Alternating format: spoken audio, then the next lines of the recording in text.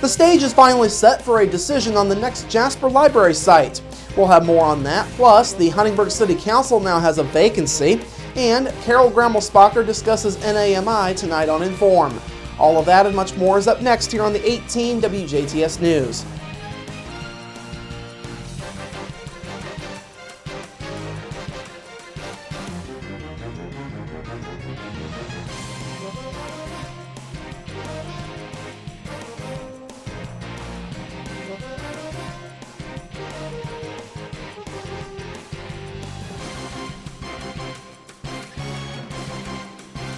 Hello, I'm Bradford Raths. We begin with a decision finally coming soon for a future Jasper Library site.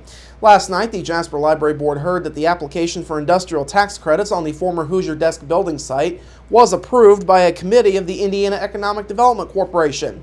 The credits would cover just over $3.4 million of the nearly $13 million price tag for the Hoosier Desk site, should the Library Board choose to go there.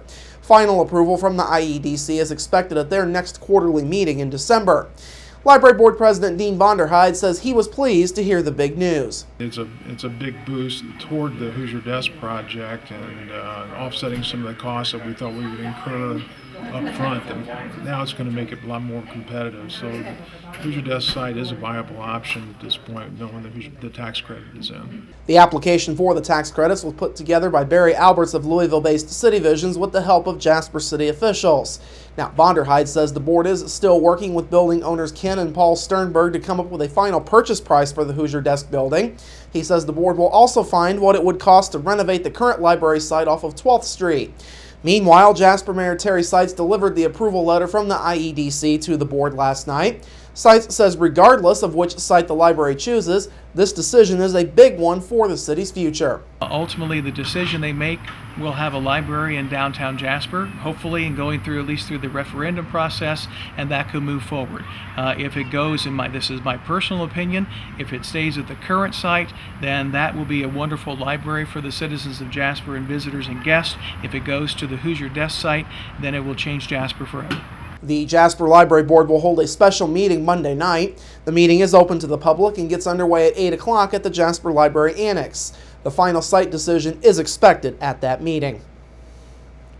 The Huntingburg City Council will have a somewhat different look in the near future. Last night, the council accepted the resignation of 2nd Precinct Councilman Alex Blackgrove. Though he still lives in Huntingburg, Blackgrove is moving out of his district, thus he can no longer serve as the 2nd Precinct Councilman by state statute.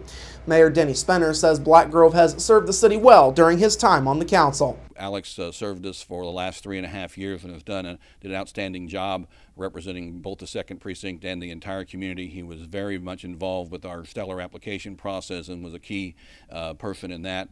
And his guidance in economic and financial situations in the city over the last 3 years has been exemplary, and we wish Alex and his family well as they move into their new home. Spenner says the Du Bois County Republicans will hold a caucus on September 30th to pick a replacement for Blackgrove. He lost the Republican nomination for the 2nd Precinct seat to Jeffrey Bounds back in May. Bounds is running unopposed this fall.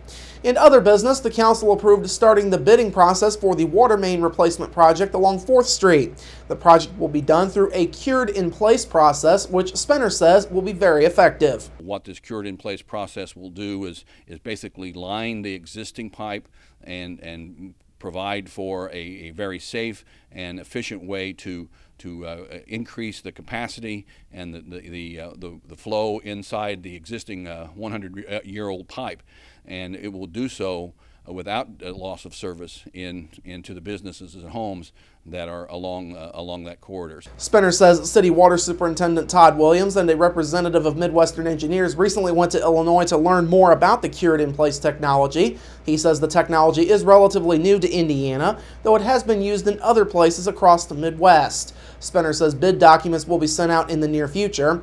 The 4th Street water main project is expected to be done sometime next spring.